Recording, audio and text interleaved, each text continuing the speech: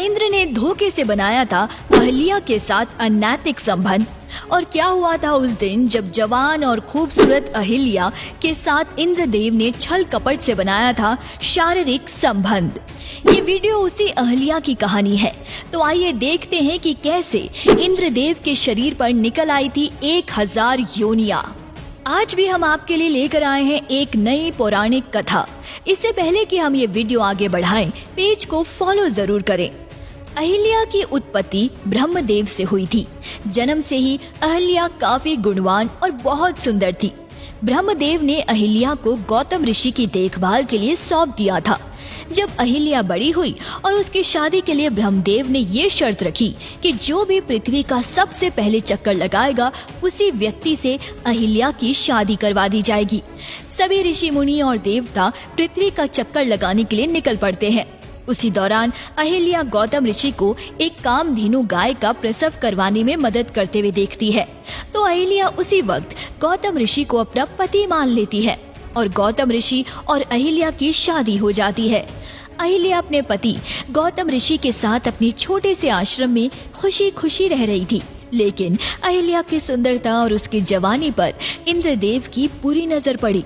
इतना ही नहीं, अहिल्या की उत्पत्ति के समय से ही इंद्रदेव अहिल्या को पाना चाहते थे। अब इंद्रदेव अहिल्या को देखने के लिए चोरी छुपी से आश्रम के बाहर आने लगे। गौतम ऋषि की दिनचर्या के बारे में इंद्रदेव भली भांति जानते थे। गौतम ऋषि रोज सूर्योदय होने से पहले नदी में नहाने जाते थे और पूजा करने के बाद ही लौटते थे। अहिल्या के यौवन को जानने के लिए इंद्रदेव ने एक षड्यंत्र रचा। सुबह होने से पहले ही इंद्रदेव ने अपनी माया से एक मुर्गा बनाया जो सुबह होने से पहले ही आवाज करने लगा। इतना ही नहीं, आश्रम के आसपास का वातावरण भी इंद्रदेव ने ऐसा बना दिया कि गौतम ऋषि को लगे कि सुबह हो गई है। इंद्रदेव के षड्यंत्र से अनजान गौतम ऋषि जैसे ही सुबह हुई स्नान करने के लिए नदी की ओर निकल पड़े। मौका पाते ही इंद्रदेव ने जल्दी से गौतम ऋषि का वेश धारण कर लिया और अहिल्या के सामने पहुंच गए। वासना से ग्रस्त इंद्रदेव गौतम ऋषि के वेश में अहिल्या से केवल एक बार संबंध बनाने का आग्रह करने लगे। अहिल्या को शुरुआत में अपने साधु पति को इस तरह संभोग में लालियत होता देखकर काफी अजीब लगा। थोड़ी ही देर में अहिल्या इंद्रदेव के इस षड्यंत्र को समझ चुकी थी, लेकिन वो सब कुछ जानकर भी अनजान बनी रही। अहिल्या को मन ही मन इस बात का घमंड हो गया था कि देवराज इंद्र स्वयं उसके साथ संबंध बनाने के लिए आए हैं।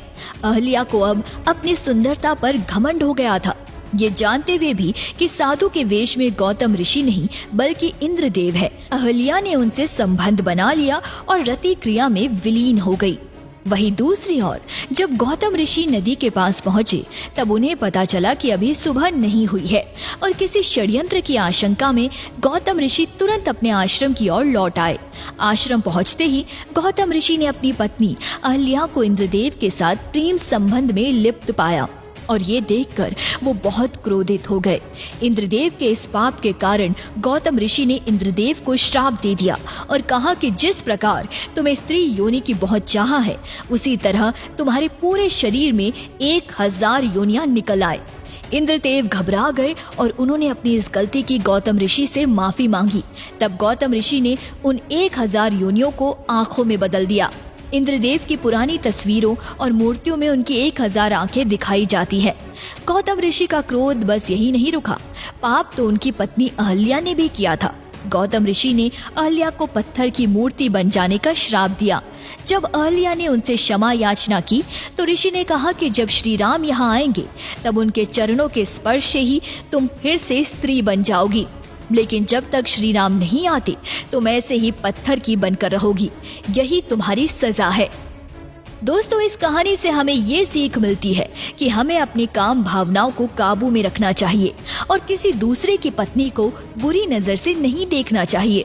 और उसके साथ ये शिक्षा भी मिलती है कि काम वासना के सुख के लिए अपने जीवन साथी को कभी धोखा नहीं देना चाहिए, नहीं तो परिणाम बहुत ही दुखद होगा।